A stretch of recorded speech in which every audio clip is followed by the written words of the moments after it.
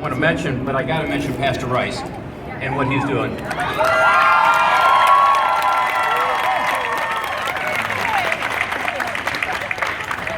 He talks about his mission being to help those who have been forgotten. And that's exactly what this march is about, isn't it? It's a step forward in ensuring that no one in our society is forgotten. Thank you, Pastor Rice and your church, for what you're doing every day, for all your congregation who are here. You know, I'm honored to represent our entire state, and I will tell you, Central Ohio is a model in the efforts to combat human trafficking. You should know that. Yeah, we got a real problem. We also got people who are coming together to address it. I've been at roundtable discussions with the Ohio Dominican Sisters of Peace. They are awesome. I remember being with a sister who was about 5 foot 1 inches tall, Nadine, and she told me about going to a truck stop and seeing a guy pull up in the Cadillac with 3 girls in the back, and she went right up to him and called the police. I was like, okay, don't mess with Nadine. I've been to Ohio Christian University, where I tell you the students there are really into this. They come downtown here to Columbus, they help out. I've worked alongside with the Salvation Army, of course, and the Central Ohio Rescue and Restore Coalition. This is a model coalition. I've heard from our youth at Grace Haven. They're doing a great job there. And of course, Teresa Flores and SOAP, we talked about earlier, being able to speak at that fundraiser and be involved and hold up people like Jeanette was awesome. I've also had the chance to go to Freedom a la carte. Boy, did they do an amazing job. And let's hear it for Judge Herbert in the Catch Court.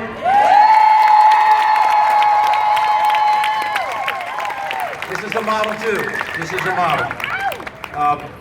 In my work in the United States Senate, one of my jobs is to stand up for the vulnerable. And there are few who are more vulnerable than those who have been trafficked. Let's face it. This is a scourge that has to be addressed.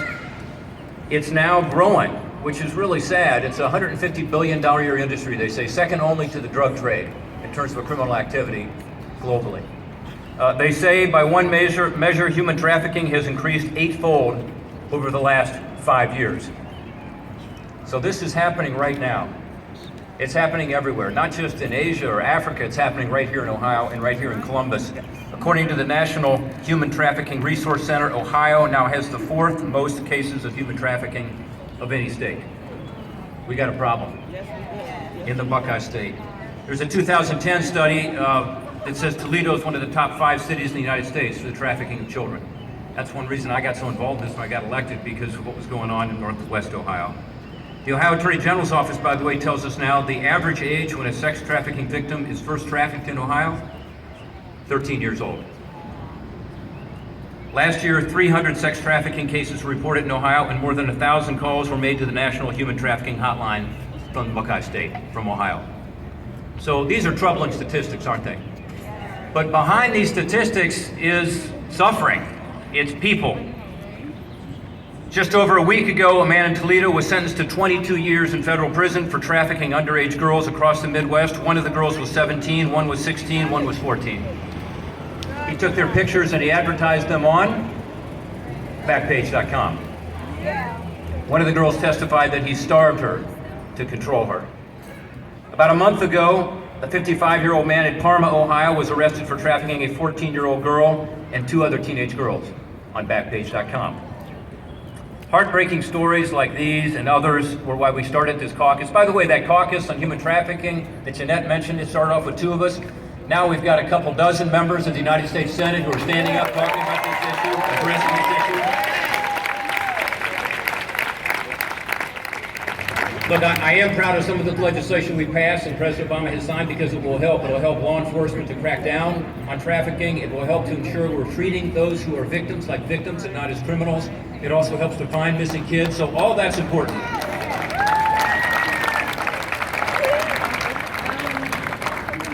Pastor and I talked a little about this earlier. It's got to be an issue we address from every single angle. But folks, there is so much more to do. We need your help. In Washington, tell me what you think we ought to be doing. We need to do more. This Backpage.com issue is something that is incredibly important. I believe this major increase we've seen in trafficking has a lot to do with the internet. The dark side of the internet. It's taken sex trafficking in particular from the street corner to the smartphone. And this is a real problem. I'm currently leading an investigation into the practices of Backpage.com. As I said, it was used to traffic those girls we talked about. We're told an astounding 71% of all suspected sex trafficking reports now has a connection to Backpage.com. 71%. This Senate Permanent Subcommittee Investigations that I chair has filed a civil contempt action against the website to force a subpoena of the company and its CEO. I received a very rare vote for the first time in 21 years from the United States Senate to be able to go after this company in court. We are now doing that to force them to comply with these subpoenas, to force them to come forward and tell us what their business practices are, because that's how we can stop this trafficking of human beings online. I got to say something else, though. This scourge is also being driven by another epidemic, and that's the epidemic of heroin and prescription drug addiction in our state and our country. There's no question about the link. Last month, a man in Pittsburgh was sentenced to 12 years in federal prison for trafficking 4 underage girls from Akron, Ohio and Canton, Ohio. He kept them locked in a hotel room, supplied them with drugs, and sold them for sex on Backpage.com. When he was arrested, he was found with more than 8,000 bags of heroin. By the way, this is a man with 9 children of his own. Earlier, I mentioned Freedom a la carte right here in Columbus, an amazing catering company that provides job skills and mentoring to survivors who are with us today. By the way, they also make some really great food, so if you need something catered, you got to use them. I had the chance to meet with survivors who work there, some of whom I've just met with again today, and all told me the same thing, which is their pimps made them dependent by getting them addicted to heroin. So there is a link here, there's no question about it. Earlier this year, I went for a ride with a Columbus police officer on a weekend night here in Columbus, and you know what he did? He took me right to these hotels out in the suburbs, week-long stays, where he says there is this combination of heroin and trafficking that is deadly for these women. And frankly, that's what you're going to hear from police officers all over our state. Traffickers prey upon those who are vulnerable to addiction. They do. Girls who have left home, have run away from home, have been abused.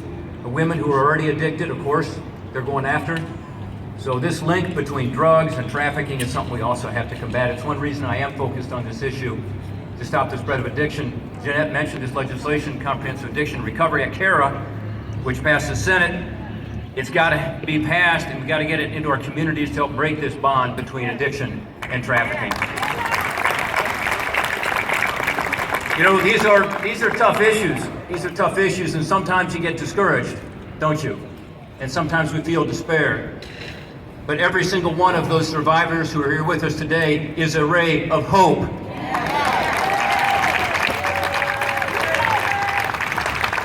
A couple months ago, I spoke on the floor of the United States Senate about being at Freedom a la carte, and I told the story of Vanessa Perkins of Nelsonville, Ohio, who is standing right in front of me today.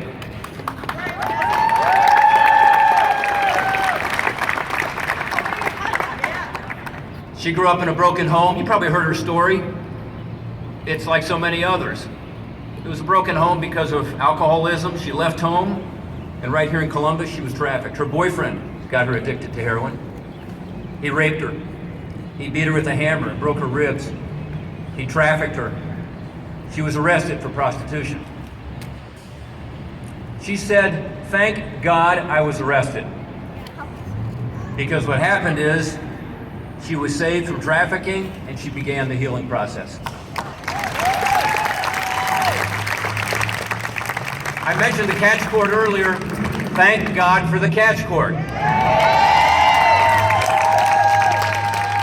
Because the catch court caught Vanessa.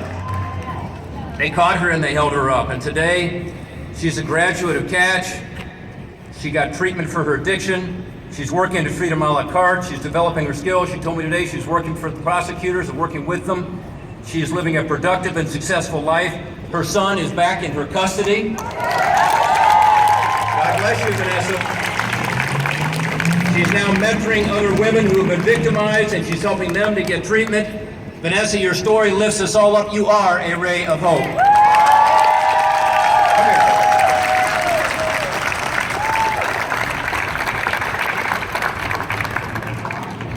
So we can help our neighbors. We can help our fellow citizens. We can help them achieve their God-given purpose. Can't we, Pastor?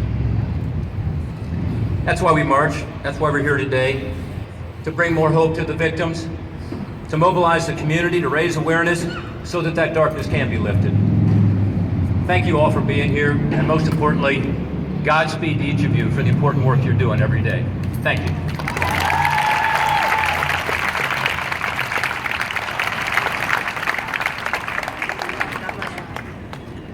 Thank you, Senator Portman. Keep up that great work. We need you so badly. We also have Stephanie Rollins here today, who's another success story. She is now a thriver. She's not a survivor any longer, and we are so thankful for her. She works for Freedom a la carte, and she's just doing a great job as well. We're just so proud of you, Stephanie. Keep it up, darling. And now it's going to be my pleasure to introduce another distinguished guest.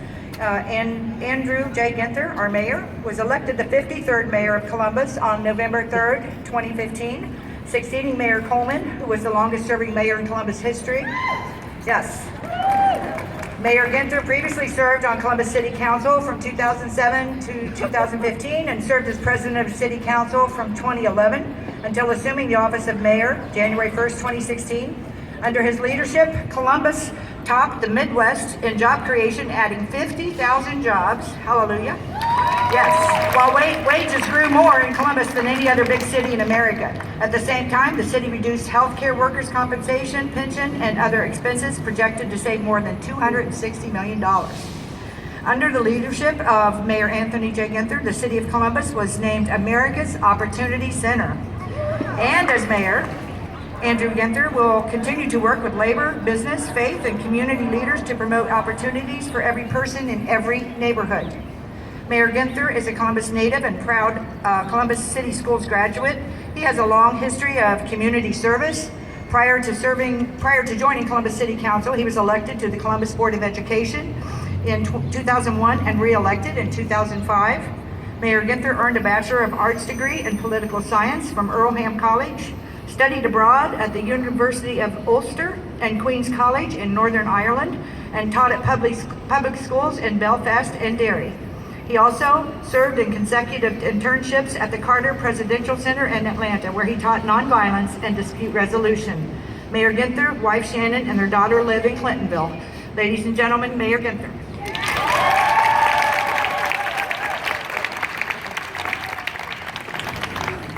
Jeanette, thank you for that kind introduction, and I just want to give thanks for Pastor and First Lady Rice and for Jeanette. Thank God for Jeanette, because we met for the first time just a couple of weeks ago.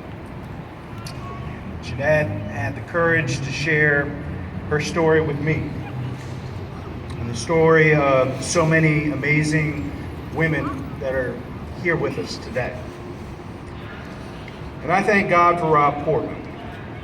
I thank God that he is leading the fight in a bipartisan way. This is not a partisan issue. This is not a political issue. This is a human rights issue. And I thank God that he is leading the way.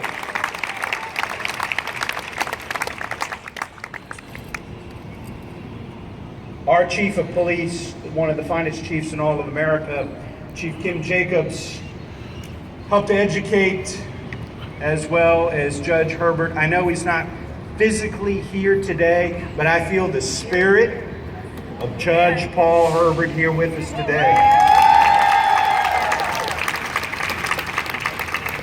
And we thank God for him, because he's opened our eyes. And Chief Jacobs said to me, and I shared this with Pastor and Jeanette a few weeks ago, this is not prostitution, and we ought to stop calling it human trafficking. What it is sexual slavery. Sexual slavery. And if America decided in the 19th century that slavery was unacceptable, then it is high time for America in the 21st century to say that sexual slavery is unacceptable.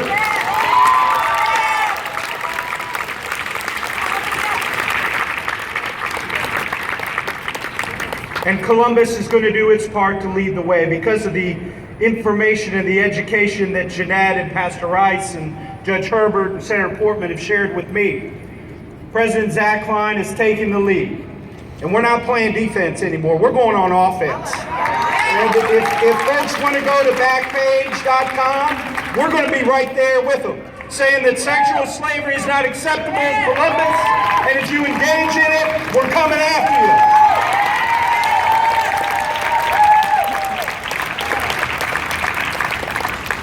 These women are not the problem. Those that enslaved them are the problem, and we're coming after you. So we look forward to continue working with you and bringing this issue out of the darkness and raising this modern day stain on our culture and our society. Sexual slavery cannot stand in the United States of America, and Columbus and the state of Ohio is going to lead the way.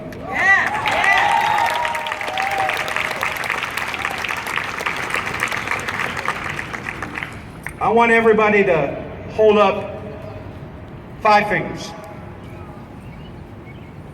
I commit to you today, and I want you to commit to all of us to bring 5 people with you the next time we march, and to talk to 5 people about sexual slavery this weekend and what we can do to stop it. God bless you. Thank you all for being here. Let's go to work.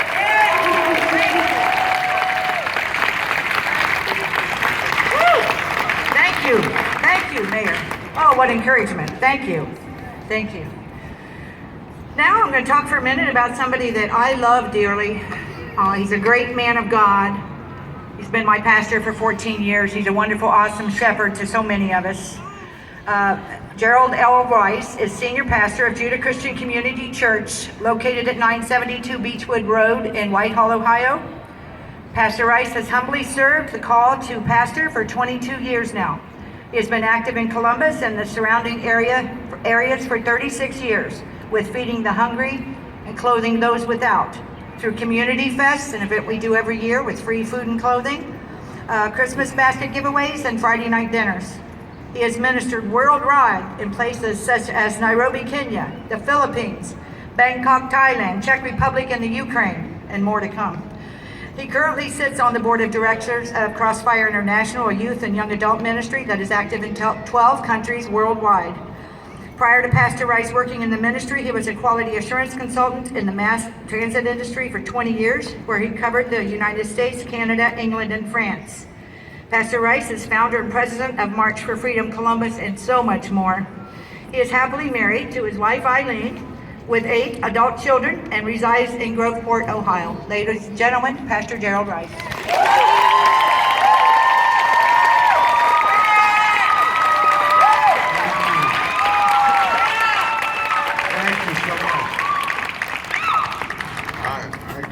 I can't even express how happy I am for you, Senator Portman, for you being here, being part of what we're all doing, and taking your time out to do this. Yes. I thank you from the bottom of my heart.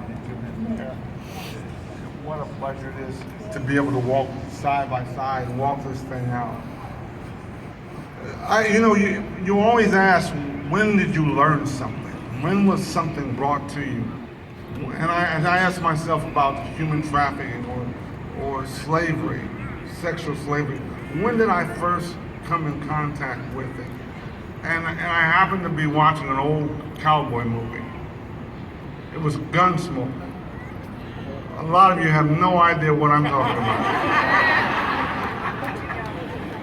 But it was a cowboy movie, and the cowboys would come off the dusty trail, and as soon as they came in town, they went to the saloon, and while they're in the saloon, then a girl would come down and they'd run upstairs and they were smiling. And I realized later that Miss Kitty was a pimp.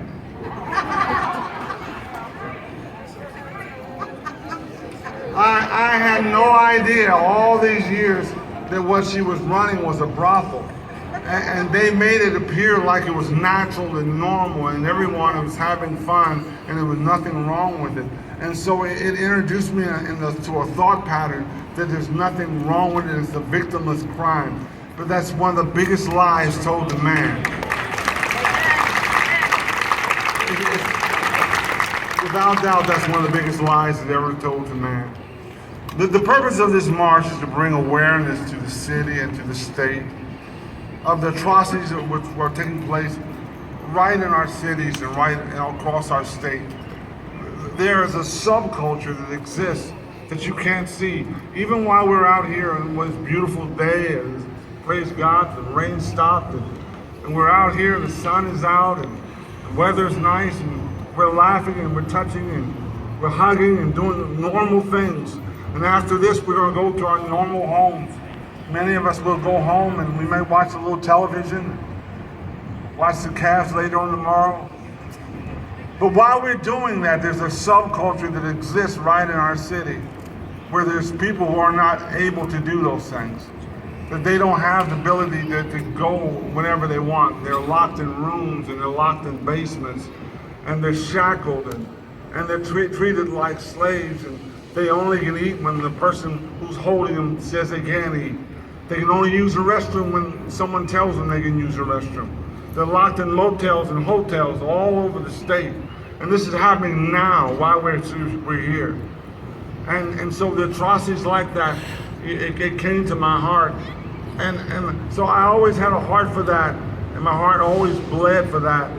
But I really thank God for you 14 years ago when you came to Judah. When you came to our ministry, you put a face to it. You put a face to it, and you gave a voice to that. And I begin to understand that you're not just numbers, you're not just percentages, you're people. You are. You are people. You're not only people, but you're people who have dreams Yes. and visions. Yes.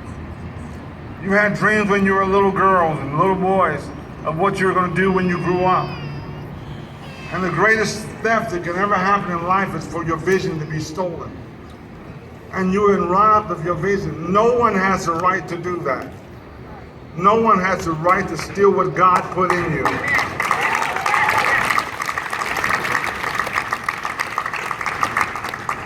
And what God has put in you is the ability to dream and have visions of having a family, a house and a white picket fence, a dog named Scruffy. If that's what you want. But you have that right to do that. And there's one scripture in mind that really points to the situation. It says, without a vision, the people perish. And what the enemy is trying to do is steal your vision. But it's time for you to dust off your visions. That's right. Begin to start believing, and believe that the best is ahead of you. Yes. The worst is behind you, and the best is yet to come. You will do the things that you've dreamed of doing. You will make accomplishments that you never thought were possible. Because it's time to get your dream back. And it's our job to give them their dream back.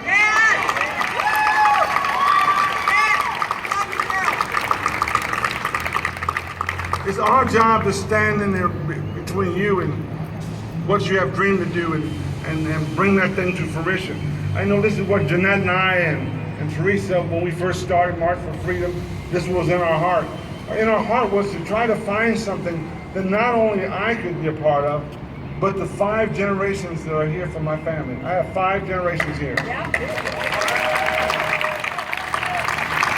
I wanted to do something where my great-grandchildren, I said great-grandchildren, wow, that's old. Don't hold that against me. But they could take part in, and they could say one day that we marched up Broad Street, and we held signs, and we had slogans, and we had shirts, and I see some of them right in the front. Some of my grandchildren. I have 21 of them.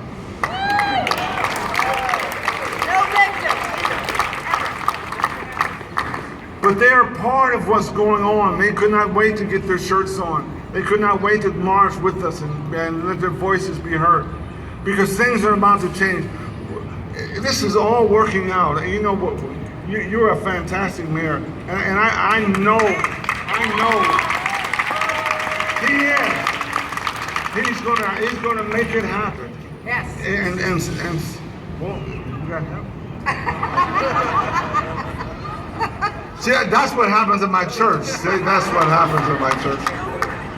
And with Senator Portman, absolutely. But we're so happy for you, and happy to be a part of it. And we want to give legs to what you do. We want to be your soldiers, that while you're doing what you're doing, that you can call our name out and we can go out and do what we need to do. But this is the beginning of something great. That we're going across party lines, and we're not worried about that. As the mayor said, this has nothing to do with politics. This has to do with people. Yes. Yes. And I can speak for all of them, all the people out here. We love you. Yes, we do. We love you. I asked myself, when did I start loving them? Before I ever even saw them. Before I ever saw you, you were already in my heart. My eyes just gave focus to what my heart had already seen. But we thank God for what's going to transpire. And so what can we do? What can we do? One of the things we're talking about, and Senator Portman was talking about the drug issue. We have to fight that drug issue. We have to fight it.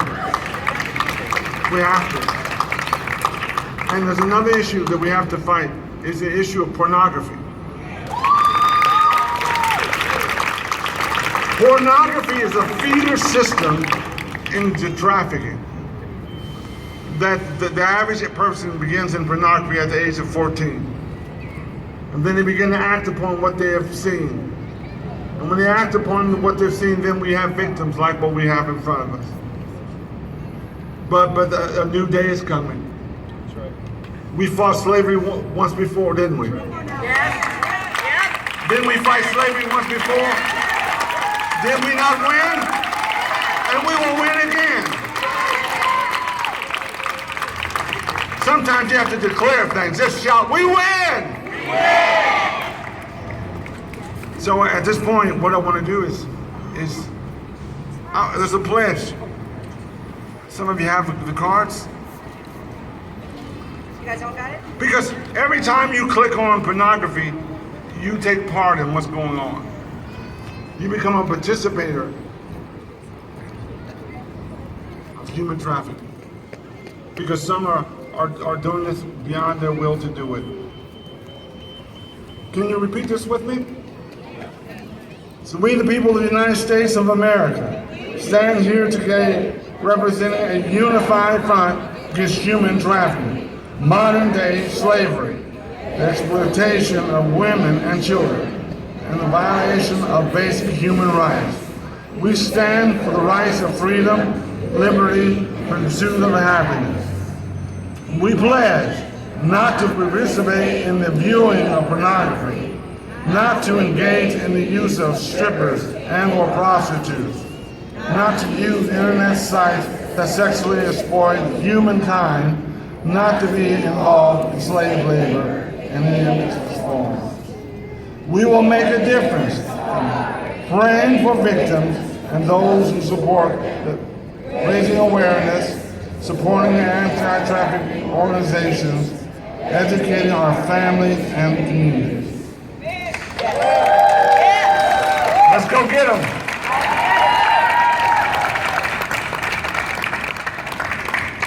Hey, now we have a really cool surprise for you girls. That's why I wanted you all up here. First of all, I gotta say though, I got my mom here today. Yeah. I'm just so proud and so happy. I'm telling you what, girls, you know, maybe we all grew up, some of us didn't have maybe the best relationship with mom or dad or whoever. You know, my mom, you always have struggles here and there. But I'm telling you what, you know, it was all worth the fight, and you gotta forgive. And I love her so much. This is an answer to prayer for her to be here today. She's 81, but she wanted to be here, so. Thank God. Okay, so right now, girls, we got a surprise. First, we're gonna draw 3 different names. Is the mayor still here? Oh, he had to leave. Okay. Senator Portman, will you reach in this bag and draw a name out?